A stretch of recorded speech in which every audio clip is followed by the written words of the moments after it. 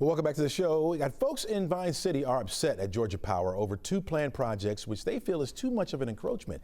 Now, their city council member, Byron Amos, is looking for answers at least. And Councilman Amos joins us now this morning. Good morning to you, Councilman Amos.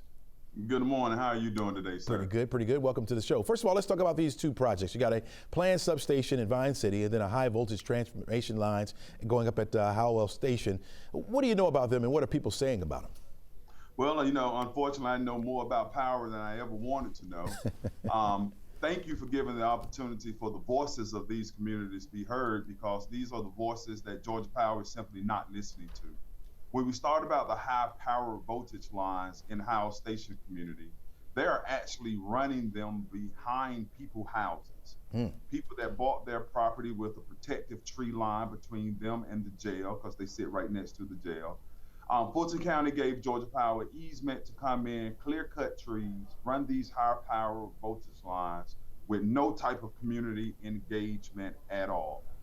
When it comes to Vine City, Georgia Power would like to build another substation. That will be the second one for the neighborhood in Vine City, less than a half a mile apart, and neither one of these will actually service the people in Vine City, English Avenue. So there's a lot of questions that need to be asked about these particular projects. You talked to, obviously, the folks in that neighborhood, and they're saying they don't want this at all. How are you going to ensure them that something can be done? And that's what we're fighting now. And it involves a lot, everything from state law to the powers of eminent domain that was actually used in the Vine City area. It goes to county easements and things of that nature. So educating the public on how to fight, and they have actually been educating each other and myself.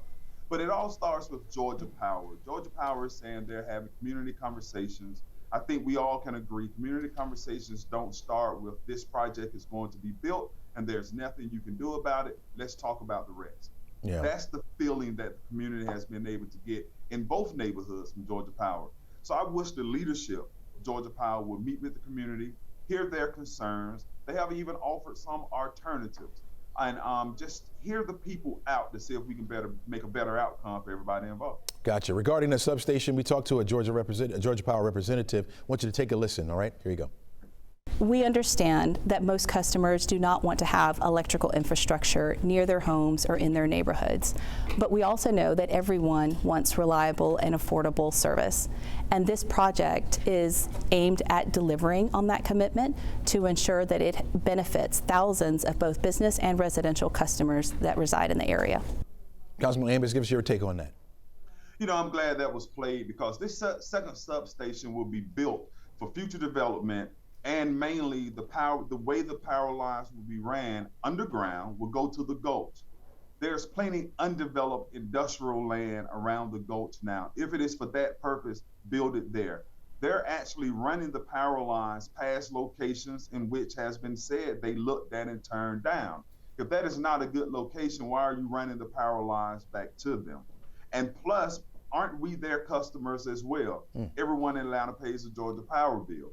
So no customer base should have the feeling of taking the brunt of everyone else being developed. There'll be two substations in this community, and this community benefits from neither one of them. So there's, like I said, a lot of conversation that needs to be had around Georgia Power and their decision making. Yeah. Lastly, let me just get what do you think the chances are that Georgia Power will reconsider this? You know, because they have eminent domain laws and pretty much state laws, I'm tugging on the heartstrings. And I know it's about business, but at the end of the day, we're still customers of Georgia Power as well. To have a true and honest conversation. I have possibilities and alternate places they can build this substation. They can even bury the power lines in the Howell Station community. When it comes down to cost, and that's what they say, it mostly comes down to economic decision. You have a multi-billion-dollar company in which profits are into the millions, if not close to the billions as well. You have charged the taxpayers a high increase every year of their power bills. Sit down with us. If it costs you a little bit more money to save the lives of people, let's do that. Yeah. All right, Councilman Amos, on the case. Really appreciate your insight and thank you for joining us, okay? Thank you very much, sir. Thank you. All right, take care now.